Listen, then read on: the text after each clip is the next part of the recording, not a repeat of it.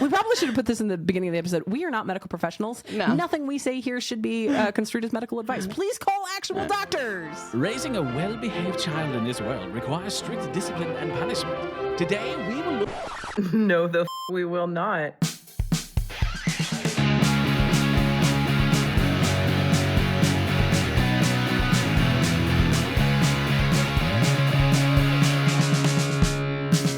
One of my kids needed a little filling on a baby tooth, that like tiny one. They're like, let's just take care of it now. I said, okay, but she's nervous, so I got to sit and hold her hand, and I got the front row seat to watching a cavity get filled, like up close and personal, and it really cemented my fear of the dentist. So I haven't been in over 10 years. So for the optometrist, I had to take my twins to the optometrist when they were 18 months old because my son was showing signs of a potential lazy eye. And so I went ahead and just made the appointment for, let me tell you, 18-month-olds at an optometrist office is fascinating because it didn't occur to me. These children cannot read nor respond to verbal cues.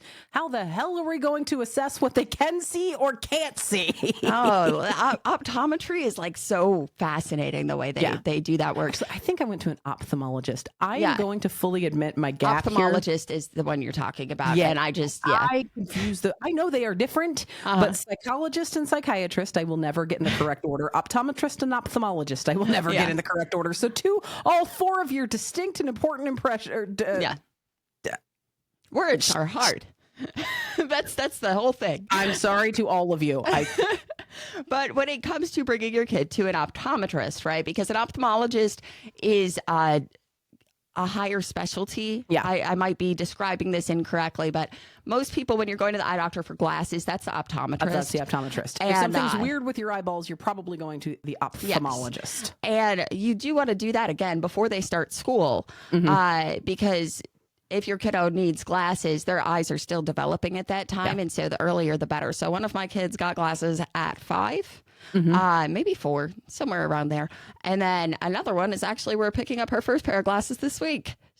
She told me that the clock on the wall in the cafeteria was kind of hard to read. It was blurry. And I was like, oh, is it? And we go every year. So like vision can change at different times in childhood. But it is a good idea to just cover all your bases, and I think schools require most of that anyway. I bring my kids to all the appointments. I just forget to send the form in until they call me 3 times. So, All right. So let's move on to all right. Are you ready? Are you ready for a cringe moment? Oh, yeah. How do you handle lice? I hate lice. I hate them. We've had lice in the house twice, and both times I managed to keep it with one kid. It did not spread in the home.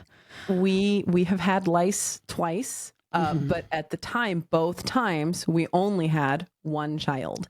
The littles have escaped lice so far, but they're also only 6. Yeah, it happens. It's gonna happen. And here's the thing: we are destigmatizing lice on this channel, on this podcast, because lice are gross, lice are creepy, but people who it's get not them a personal are not feeling. People who get lice are not gross.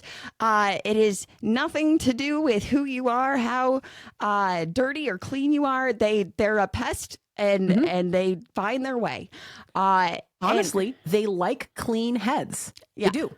Yeah. And so here's another thing. And this is my, again, personal experience. I'm not a medical professional. I'm not a lice professional. But I am someone with eczema who will not touch the lice shampoos, the chemical stuff. I cannot. Okay. Regular hand soap. You ever go to like a doctor's office and they're like they're like trying to be fancy, and so they have like the nice soaps. Yeah. My worst nightmare, because my skin reacts so badly to like very fancy scents. I can't do, and I'm like, oh, I'm gonna get a rash from having clean hands. This sucks. Like wash my hands, they start bleeding. It's a whole thing. Anyway, I've never used and will never use the lice shampoos and soaps, because what you can do is cover your kid's entire head in mayonnaise. Yeah. Put a shower cap on top of that. Let it sit for 8 hours. I've also done this with like a coconut oil. That would get a little messier, but you let it sit. It suffocates the lice, and then you pick their hair. You sit down, you put on a TV show, and you're going to sit there for an hour, and you're going to do that once a day. It can take however much hair they have. It could take an hour. It could take 3. Yeah. And you do it every day until you don't find anything, and you get that comb out, because I believe if you use the shampoo, you still have to do the picking. You do still have to do the picking. That does more, because there's like super lice now. They call them super lice. Super They're lice. immune to the shampoos anyway. To the Nyx shampoos, the lice shampoos. Yes. So yeah, I am also a mayonnaise girl. I do still use the Nyx shampoo because I do not have a skin sensitivity to it. My children, well, my oldest, because again, my littles have not experienced the process yet. I pray to any and all of the gods who choose to listen or acknowledge that I don't have to do that, but I probably will. I do use the Nyx shampoo, so I do the mayonnaise soak. I have also used coconut oil, but I do not like how melty it gets. Yes. It starts running down their foreheads. And I overestimated how much I needed the last time I did it. It was everywhere. And I was like, I should have just done the mayonnaise. So I do the mayonnaise. I actually, weirdly, I have a brand preference. I know it's pricey because it's expensive. Is it Duke's? No, it's Hellmann's for this because it has the least mayonnaise smell. That's valid. Duke's smells really, really mayonnaisey. It does. The knockoff brands smell really, really mayonnaisey. Hellmann's does not smell as mayonnaisey. This is the most mom conversation ever. I have a mayonnaise preference for when my kid gets lice. But yeah, I do the mayonnaise soak, and then I comb out the mayonnaise. Before I rinse the mayonnaise, I take that little comb and I pull through with the mayonnaise still in. And then we wash with tea tree oil. Lice don't like tea tree oil very much. And neither do I, but I'll use it when there's lice around. It also sort of balances how mayonnaise your kid's head smells now. They have a spray. It's called Fairy Tale Spray. Yeah. And it is a spray that is like a prophylactic. It has tea tree oil in it.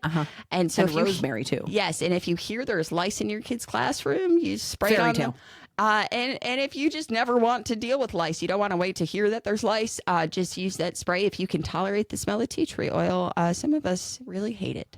But no, I wring out the mayonnaise, right? The excess. And then I do the picking with the oils in the hair because it makes it easier to separate. It's easier to detach it. So yeah, apparently we are lice experts. Turns out lice and mayonnaise.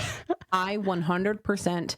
Just because of the relationship that my family has to our own hair, the varied experiences we've had, how accepting we are of whatever it's just hair. My kids have grown up in and around.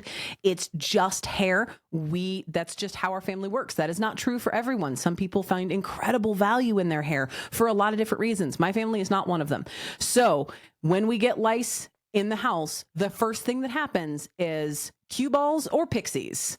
You can choose, but we're probably all getting a haircut. Anybody afflicted by the lice is probably getting a haircut because my kids will completely tolerate it and not be mad or sad. They're like, oh yeah, square haircut time. I have already vowed that if I ever end up with a lice, I'm shaving cue balling my head. I'm doing it again because I'm that terrified of bugs. You should see me if I see a spider.